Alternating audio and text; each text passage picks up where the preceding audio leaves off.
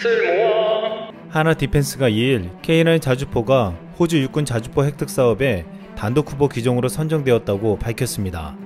내년쯤에 양산 계약이 체결될 것으로 보이는데 1조 원 정도의 규모가 될 것으로 보고 있습니다. K9 자주포는 지난 2010년에도 호주 육군 자주포 사업의 최종 우선 협상 대상 기종으로 선정된 바 있었습니다.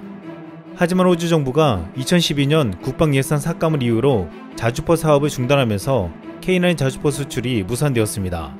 호주 정부는 최근 중국의 위협에 대응하기 위해 2020 국방전략 10년 계획을 발표하면서 자주포 획득 사업도 재추진하기로 했습니다. 이로 인해 K9 자주포가 10년 만에 호주로 수출되게 된 것입니다. K9 자주포는 이미 뛰어난 성능을 인정받으며 터키, 폴란드, 핀란드, 인도, 노르웨이, 에스토니아 등에 수출된 바 있었습니다. 이성수 하나 디펜스 대표이사는 호주의 K9 도입 결정은 한호주 국방협력의 값진 결실이자 대한민국 방위산업의 기술력을 입증한 쾌거라며 호주 정부와 협력해 현지 생산시설 구축과 인력 양성에도 힘쓰겠다고 말했습니다. 한호주 정상은 지난해 9월 국방방산협력을 주요 의제로 정상회담을 하고 그해 12월 양국 외교 국방장관이 방산협력 확대 방안을 논의하는 등 양국 국방협력을 강화했습니다.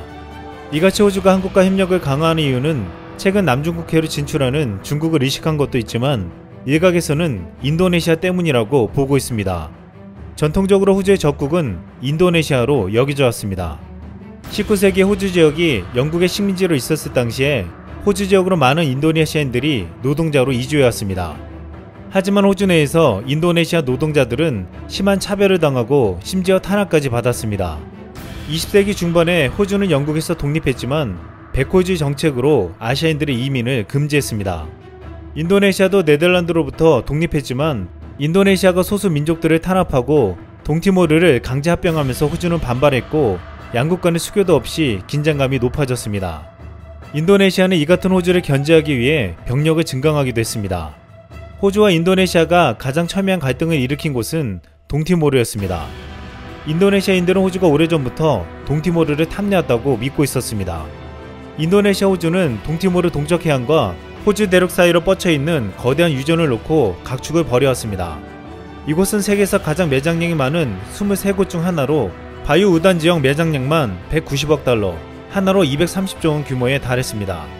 이에 영유권을 둘러싸고 신경전을 벌여온 두 나라는 1989년 티모르해를 3등분, 2해역은 서로 나눠 갖고 나머지 한 곳은 공동 개발한다는데 합의했습니다. 그런데 1997년에 들어와 동아시아 외환위기로 인도네시아 독재 정권이 무너지고 민주화되면서 인도네시아가 강제 합병한 동티모르에서도 독립운동이 일어나기 시작했습니다. 이에 인도네시아 군부가 무참하게 진압하며 대규모의 희생자들이 나오자 미국과 영국 등 강대국의 비호 아래 유엔은 무장병력을 유엔 평화유지군이란 이름으로 이곳에 파견했습니다. 이때 호주군도 여기에 참여해 인도네시아에서는 호주 국기를 불태우며 반감이 커지게 만들었습니다. 또한 호주는 동티모르의 독립을 지원하며 석유 채굴권을 받으려 하면서 인도네시아를 더욱 자극시켰습니다. 결국 동티모르는 1999년 8월 30일 유엔의 관리하에 주민투표로 독립하게 되었습니다. 호주와 인도네시아 간의 갈등은 영유권에서도 이어졌습니다. 인도네시아에 인접해 있으면서 과거 식민지배 유산으로 호주가 지배하고 있는 애시미어 암초와 텔보트 제도, 크리스마스 섬도 겉으로는 드러나지 않은 양국 간의 신경전이 벌어지고 있습니다. 한때 호주가 난민과 이민 정책을 엄격히 시행하자 인도네시아 보수 진영에서는 수천 년부터 이 암초를 고기잡이 터전로로 이용해온 인도네시아가 영유권을 주장해야 한다고 목소리를 높이기도 했습니다. 이런 갈등이 벌어지면서 인도네시아는 열심히 군비 증강에 나섰습니다. 자신들의 힘이 약해서 동티모르를 빼앗겼다는 생각도 있었지만 호주와 중국 등 주변국들의 위협에도 맞서 대응하겠다는 것이었습니다. 그런데 인도네시아가 군사력을 증강시키기 위해 손을 내민 곳은 한국이었습니다. 인도네시아는 전 세계에서 한국 무기를 가장 많이 수입하는 1위 국가로 한국의 T-50 고등훈련기 16대, 잠수함 3척, KT-1 항공기, 지대공 미사일 신군까지 폭발적으로 우리 무기들을 도입했습니다. 2019년에는 잠수함 3척을 추가 주문하기도 했습니다. 이전까지 인도네시아는 잠수함을 2기를 보유하고 있어 6기를 가지고 있는 호주에 밀렸지만 한국으로부터 잠수함 3기를 도입하고 3기를 추가 도입할 예정이어서 한국으로 인해 호주를 압도하게 되었습니다. 또한 이런 무기 수입에 이어 한국행 전투기 KF-X를 공동 개발하는 관계로까지 발전하게 되었습니다. 인도네시아는 2020년 미국 글로벌 파이어파워에서 발표한 국방력 순위에서 16위로 꾸준히 동남아에서 가장 높은 순위를 유지하며 19위를 차지한 호주보다도 강력한 모습을 보여주고 있습니다. 이렇게 한국의 무기를 적극적으로 수입해 군사력을 증강시키는 인도네시아를 보면서 호주는 뒤늦게 한국과의 적극적인 협력에 나선 것으로 보이고 있습니다. 한국산 무기는 훌륭한 성능을 가지면서도 가격 경쟁력이 높아 최고의 가성비를 자랑하기 때문에 호주가 군사력을 빠르고 효율적으로 증강시키는데 큰 도움을 줄 것으로 예상하고 있습니다. 반면 인도네시아는 KF-X 사업에서 분담금을 제대로 내지 않아 KF-X 개발에 지장을 주며 실망감을 안겨주고 있습니다. 최근에는 KF-X 분담금은 없다고 하면서 프랑스 전투기를 구매하려 했다는 사실이 알려지기까지 했습니다.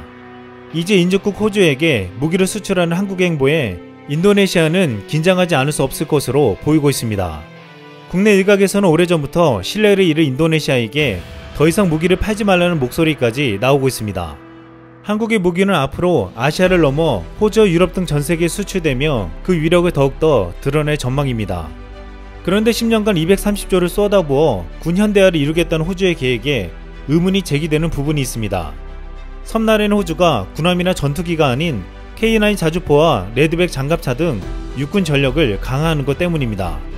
오세니아 대륙에 자리잡은 호주는 주변이 바다로 둘러싸여 있고 과거 2차 세계대전 당시 일본을 빼놓고는 호주 본토를 노렸던 국가는 없었습니다. 또한 호주는 전통적으로 인도네시아를 잠재 적국으로 삼았지만 호주 인도네시아는 2006년 상대방에 대한 주권, 영토 통합성의 존중을 명시하는 롬버크 조약을 맺었습니다. 2020년 국방전략 갱신에 주적에 간접적으로 중국을 잠재 적국으로 바꾼 것으로 보이고 있지만 호주 본토까지 그 위협이 미칠 것이란 분석은 크지 않습니다. 이런 가운데 일각에서는 호주 육군의 전력 증강을 사람을 대상으로 한 것이 아니라고도 말하고 있습니다. 호주군은 전투력이 뛰어난 것으로 알려졌지만 역사적으로는 사람들과의 전투보다는 짐승들과의 전투가 더 많이 알려져 있습니다. 다른 대륙과 고립되어 독특한 식생이 유지되는 호주 대륙에 인간이 다른 동물을 데리고 이주하면서 상상할 수 없는 일들이 벌어졌습니다. 1859년 영국에서 호주로 이주한 토마스 오스틴은 영국 회색 토끼 20마리를 들여와 방사했습니다. 그런데 이 토끼는 엄청난 번식력으로 기하급수적으로 늘어나더니 수많은 풀과 나무 뿌리를 다 갉아먹고 영토를 황폐하게 만들었습니다. 온갖 수를 써도 회색 토끼를 막을 수가 없자 호주군은 회색 토끼들과의 전투에서 200만 마리 이상의 토끼들을 제거해 전공을 세운 바 있습니다. 또한 1930년대 이번에는 토끼들과 함께 농작물을 망쳐온 에뮤들을 상대로 전쟁을 선포하여 기계화 보병을 투입했습니다. 이 전쟁은 세상에서 가장 황당한 전쟁으로 손꼽히는 군사작전으로 많은 수의 에뮤를 제거했지만 그 효과가 매우 미미했습니다. 그 이유는 에뮤의 깃털과 가죽이 의외로 질겨서 총을 맞아도 치명상을 입은 에뮤가 별로 없었기 때문이었는데 에뮤의 자살 돌격으로 그나마 무장 차량마저도 잃는 사태가 벌어지기도 했습니다. 또한 최근 2020년에도 호주군은 호주 산불과 맞물려서 낙타와의 전쟁을 선포했습니다. 호주에는 사실상 낙타의 천적이 없는 상태라서 낙타의 수가 100만 마리 이상으로 어마어마하게 불어났습니다. 그런데 최근 극심한 폭염과 가뭄으로 심각한 물 부족을 겪고 있어서 낙타가 너무 많은 물을 먹어 주민들의 물이 부족해지는 상황이 벌어졌습니다. 물을 두고서 인간과 동물의 싸움이 된 것입니다. 이에 호주군은 5일 동안 100만 마리 중 1만 마리를 사살하는 정도에 그쳐 패배했다는 말을 들었습니다. 이런 상황을 보면 호주 육군이 전력을 증강하는 것이 동물과의 전쟁에서 승리하기 위한 것이란 추측도 무리한 해석이 아니라고 보고 있습니다. 과거 호주와 인도네시아의 분쟁의 대상이었던 동티모르가 독립하게 된 것은 한국의 역할이 컸습니다. 김대중 대통령은 1999년 클린턴 미국 대통령과 여타 정상이 참석한 에이펙 정상회담 자리에서 당시 위험했던 동티모르와 인도네시아의 민주주의 개발을 의제로 다루자고 하여 긴급 안건으로 상정시켰습니다. 결국 인도네시아와 동티모르 양쪽이 윈윈하는 결과가 도출되었고 이에 따라 양국이 클린턴 미국 대통령에게 감사를 피했습니다. 이에 클린턴 대통령은 김대중 대통령께서 주도하신 일이니 그쪽에 감사를 표하라고 말했습니다. 김대중 대통령의 21세기 첫 노벨평화상 수상은 남북평화 노력뿐만 아니라 아시아 민주화에 대한 도움과 동티모르에서의 학살을 막은 평화협상을 주도한 데에 대한 공로가 인정된 것으로 보고 있습니다. 이후 한국은 동티모르에 상록수 부대를 파병하고 경제적 지원을 아끼지 않았습니다. 이에 동티모르 총리는 지난해 한국에 대해 감사를 표하며 이렇게 말했습니다.